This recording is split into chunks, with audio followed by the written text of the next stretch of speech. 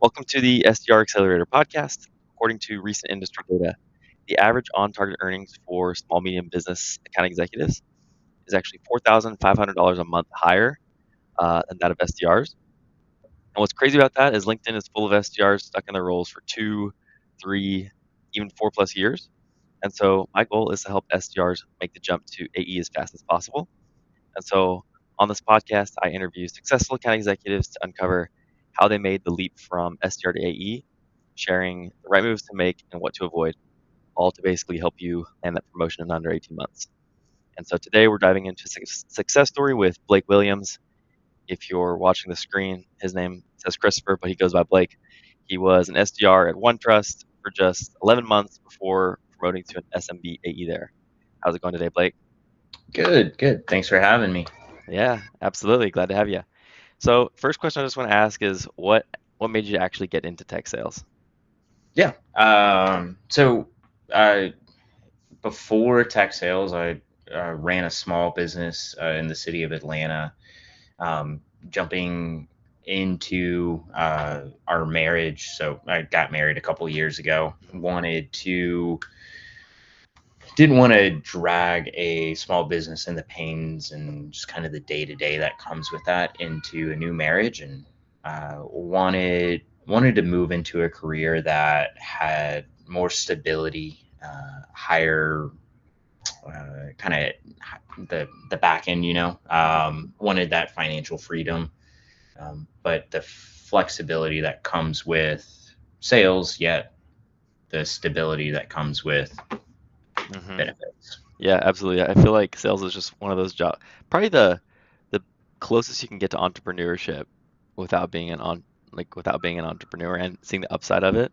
And Yeah. so I think it's a really good blend for people who want autonomy, but also like, especially if you're like you're dealing with the chaos of a good chaos of raising a Yeah. family. It can definitely like some significant advantages there. Yeah, for Going sure. into that, or I guess going from, I mean, that explains why you got into tech sales, but I guess when it comes to today, I'm just curious what drives you today? What gets you up in the morning? What are what's motivating those like the next steps for you?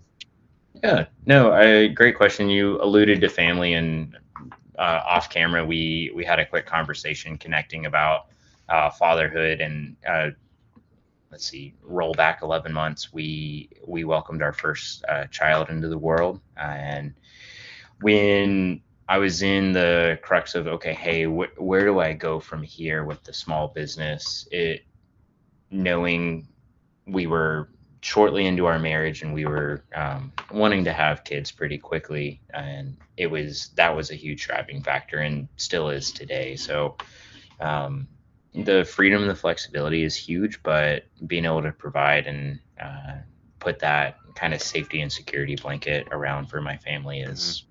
is a huge driving force.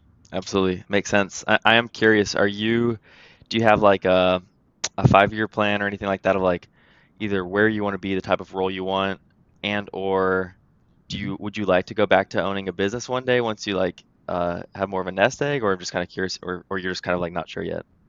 Yeah, I think folks who have that entrepreneurial spirit, like it doesn't go away. Hmm. I think there's a world, a universe somewhere where I could run a business again myself. Hmm. Um, but becoming a father changes your risk appetite quite quickly. Yeah. Uh, so it would need to be something where we came into it out of, this is a fun project, not Yep. Yep. I'm staking the I farm on need it. this. Yep.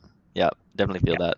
And yeah, it's like I think the downside to that kind of thing is the businesses are it's probably not going to grow as fast or do as well just because you don't need it to, but Yeah. also just so much less stress, and if it becomes more fun, it's also just like an exciting thing for the future. And I have similar aspirations. But Yeah, for sure. okay, going back to OneTrust, walk Yeah. me through your process. I mean, it was pretty recent, your promotion, if I recall. Yeah. Um, the process from jumping from SDR to AE. I guess Yeah. first question is, did you know you wanted to become an account executive right when you started, and from day one was your goal like, and I know I want to be an AE, or was like CSM or something else on the table? Yeah, no, great question.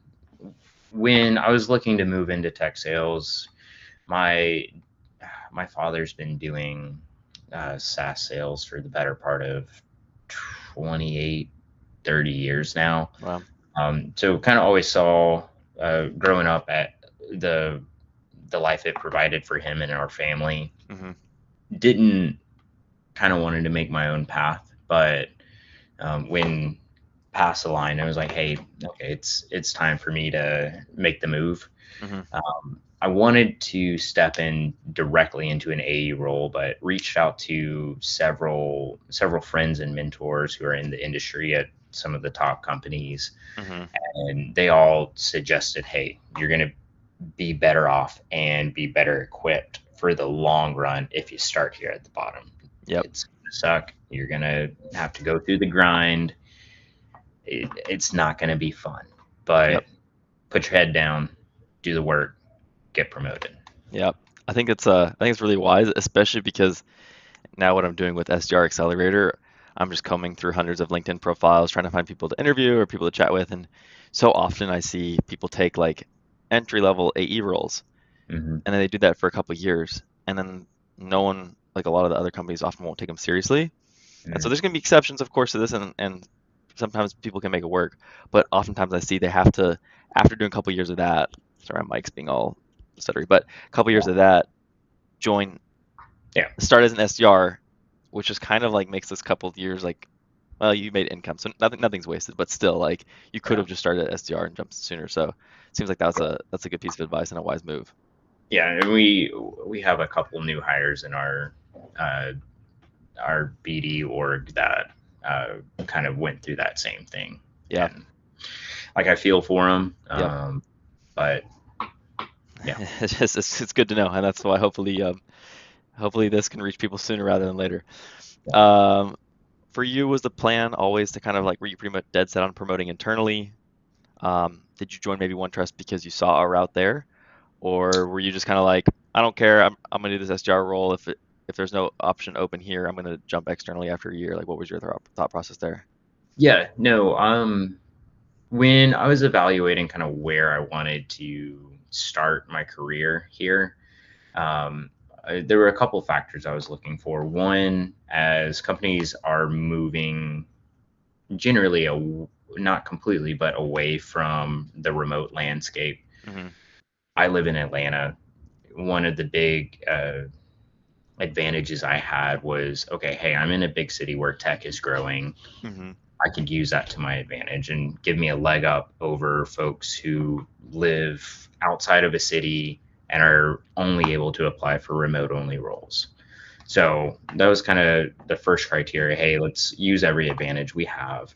And then, secondly, work my network.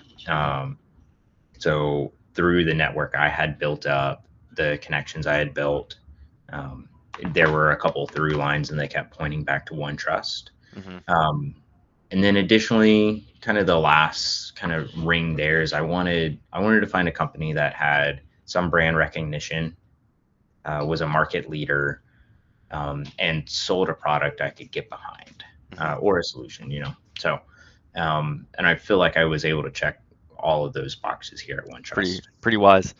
It makes sense. And so then, were you pretty dead set on like waiting it out for an internal promotion there? Yeah, no, it was, yeah. I mean, there were times where it was tough, Yeah. in every role, especially in kind of the threshing floor of the SD org. Um, but yeah, it was always hey, keep your head down, get your numbers up, keep making a difference, making a name, Yep. bringing value to the business and the clients. Makes a lot of sense. Yep. I think it's wise, and I think, and I've spoke with a few AEs about this, and I think jumping externally should be a last resort. It's only if they literally don't promote from within, Yeah. and even then it's just tough because there aren't. I think it's I think it's better personally to join an AE, even like a junior full, like not a great AE position, Hmm. after like a year of being an SDR, as opposed to like having to reset the whole clock. But there's nuances to every situation. But I think picking the right company goes a very long way. Yeah, yeah, Uh, and then going to the actual process you needed at mhm, OneTrust to promote, yeah. like what are OneTrust specific requirements? What did HR or whoever lay out for you? Like you need to do what do you need to do to get from SDR to SMB AE? Yeah, definitely. And some things I'm not allowed to share publicly, Fair enough. obviously. But what I can get get to is that most companies will have a rule. Hey, you need to be in chair for this long, Hmm. or at the company for this long, and then you need to be in chair at least this amount of time. And generally, most HR departments are going to have, and this all depends on the size of the company. Smaller companies, more flexibility, less rules. Bigger companies, more rules, zero flexibility. Yep. Um, so OneTrust, I kind of find we're in the middle. We're large and we're heading to the place where very regimented, very rules, very organized, and leaving the startup kind of space, Hmm. being, oh goodness, 8 9 years old at this point. That's it. Okay. How many employees do you guys have approximately? Do you know? Over 5,000, I Oh wow, believe. yeah, that's definitely past the startup stage. But yeah. Yeah, yeah. So yeah, to answer your question, there was a set amount of time you got to be in seat. Hmm. There's certain rules around the amount of your KPIs for whatever your role are that you have to hit to be able to be considered. So Hmm. if you're not hitting at least a certain number, you're not even in the conversation. Um, so that was kind of like the hard and fast rules. Hmm. But then most companies, if you can do the task, Hmm. while also bringing value, Hmm.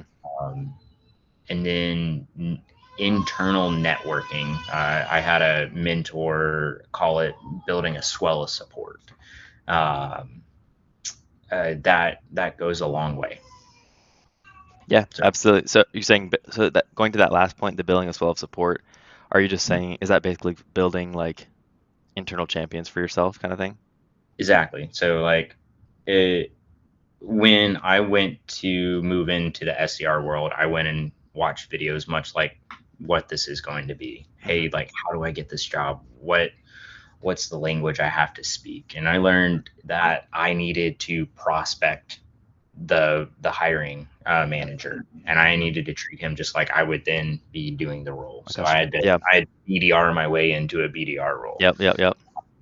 and same thing internally. I Hmm. had to prospect and sell my way and build internal champions. Um, More of a, hey, once that role is open, I want both those hiring managers or all three of them to have my name at the top of their tongue. Yeah. And that that's how I got into the role. That's super helpful, and I don't want to gloss over that. Can Yeah, you walk walk me through like because I want us to be as actionable and practical as possible.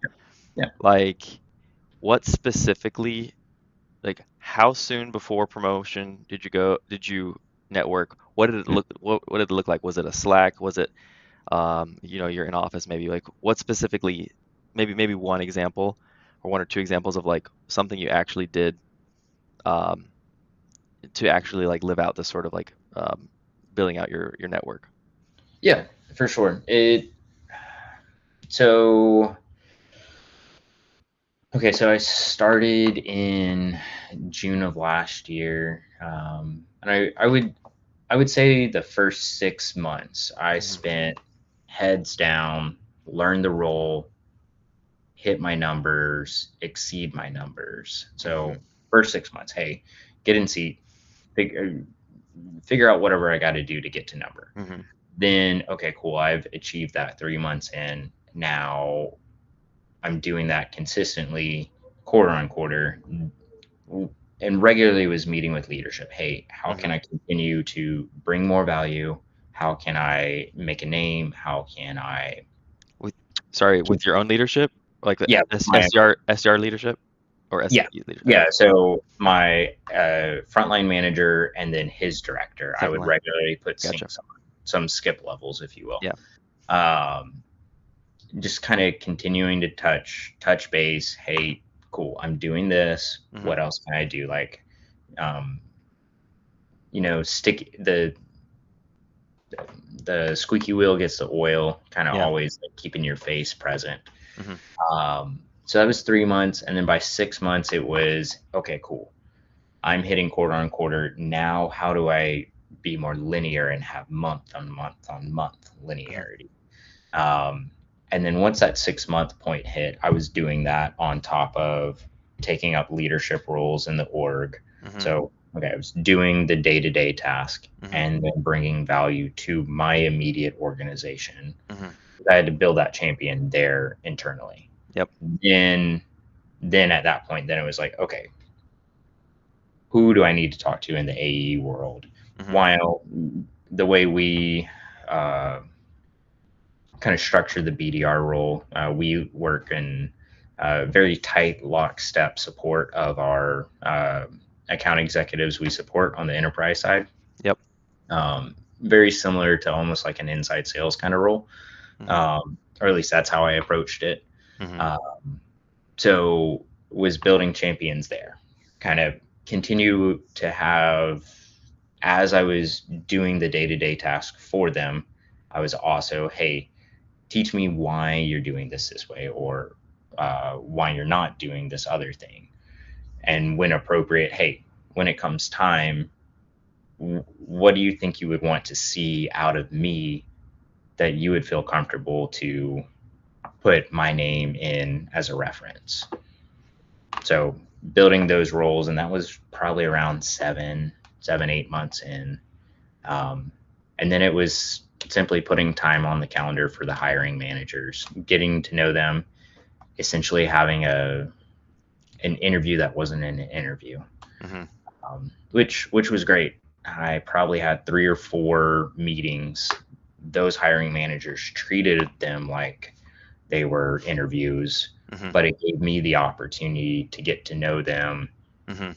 in more of a low pressure situation, so that when the role did open and I officially interviewed, I had almost Yeah, it essentially was already yeah, passed. they probably already given you green line in their mind. That's brilliant. Um, okay. For specifically um the SMB manager, Yep. did you just Slack them basically, or whatever messaging system you use, and say, hey, you want to chat, or like specifically what was your wording, and like how did you go about setting up a that first meeting, and Yeah. then how did you have the meetings after that? Yeah. So, I mean, in essence, that is what I did. Mhm. But for the folks listening at home, there's a good chance that they don't have time for you, that they don't want to talk to you, they don't know who you are. I was given the opportunity to have that meeting because I was regularly bumping into them, saying hello, Mhm. asking for help. So when there were things going on in the enterprise accounts I was working, and my account executives I was supporting either didn't know how to do something or needed help with a process and like an internal process, I would go a step beyond and then reach out to that hiring manager. Hey, so and so, I got this thing going on. Do you mind if you have time helping me out? So he saw I was going above and beyond, saw that I was willing to ask for help, and then could see, hey, okay, this guy kind of, now that I'm teaching him, he already knows some of these Mhm. things it would take a while to get into. Mhm. So Mhm. when the interview came around, the typical challenges that a SDR BDR would have moving into that full cycle role, he now knows intimately. I have experience and know how to do Mhm. these day-to-day tasks that Mhm. he trained me how to do. Absolutely. Man, that's so brilliant. I think there's so many good nuggets from that.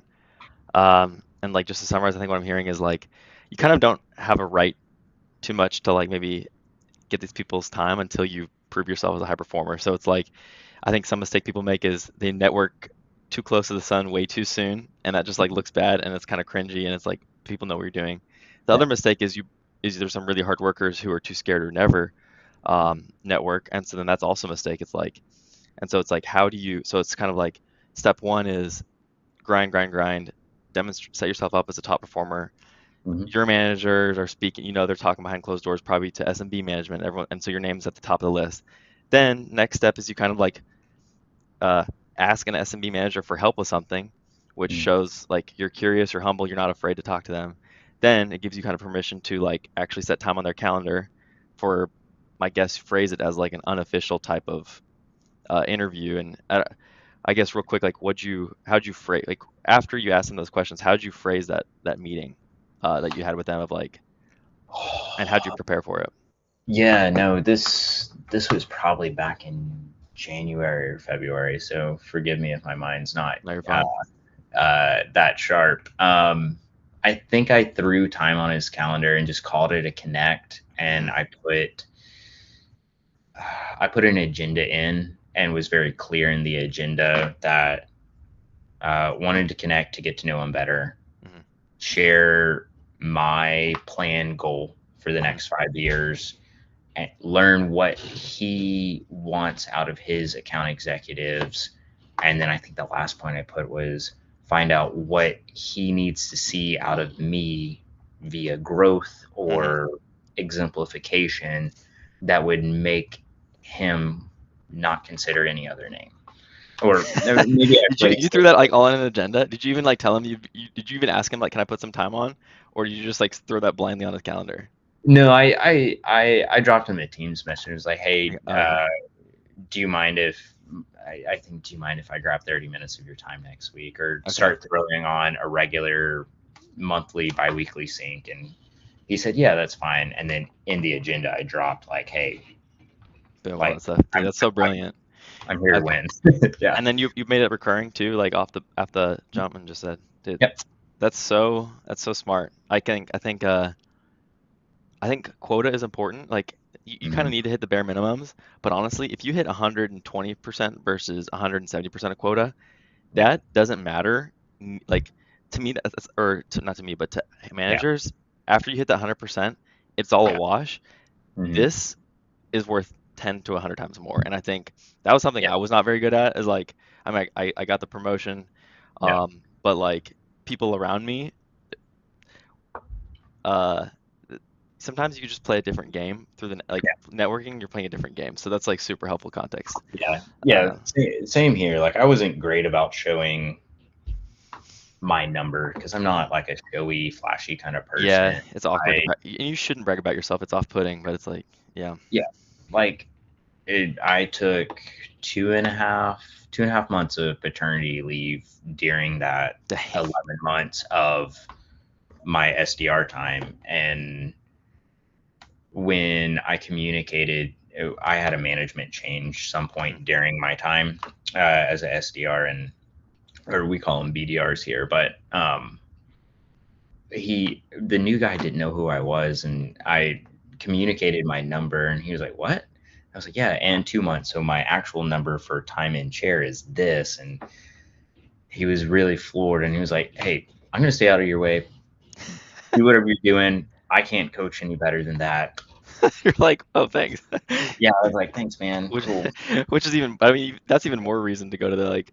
That gives you more of a reason to actually reach out to the SMB AE managers at that point. If you can like, hey, my manager told me. Yeah. But it makes sense. That's great. Okay, I know we're coming up on time. I know you have a call, so Okay. I'll skip a lot of my questions. Honestly, like you Yeah. pack so much value. But something I am wanting to ask is, we're living in the world of AI. Things are Yeah. changing all the time. I want to keep up to speed with this stuff. How are Hmm. you using? It doesn't have to be for pipeline generation, but like it can be for other components of your business. But what is one way you're using AI today? Um, so we're a privacy and trust company. So I use it within the realms that is protected Hmm. here, and under strict governance. That aside, I there's two main ways I use it, with permission from our customers. When I record, we do have an internal, um, tightly governed instance that helps me dictate, or not dictate, but notate specifically for our CRM, saves me a lot of time. Gives me detailed, hey, these are your next steps. So when I'm having 3, 4, 5 discovery calls a day, it allows me to take a 5-10 minute break, walk away, come back, and then at the end of the day or early the next day, pull up those recordings and then action those next steps without having to notate everything during the call. Lets me be more human on the discovery calls.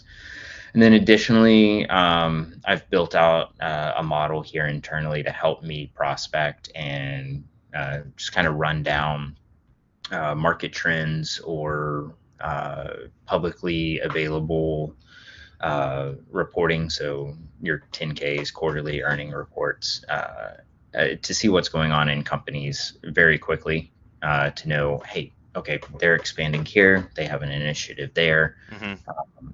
Trying to drill down that research time. Super interesting. I have more questions on that, but I know we're at time. Yeah. I'll message you, and just because I'm curious specifically on that second point about like how you've maybe, I guess, prompted a model, or how you sort of like have created guidelines for your output. That sounds super intriguing. Yeah. I But can. Let's connect later. And I can kind of walk you through, hey, this is what I trained it to do, how I continually trained it, and we can go from there. Okay. Sounds super helpful. All right. Thank you so much, Blake. Appreciate the time a lot. And Awesome. yeah, I'm sure we'll catch up soon. Awesome. Have a good day, Thomas. Yeah, you too. Bye-bye. Thank you so much for checking out the SDR Accelerator podcast. If you're interested in receiving personalized guidance to help implement what was discussed on the episode, feel free to check out the SDR Accelerator School community.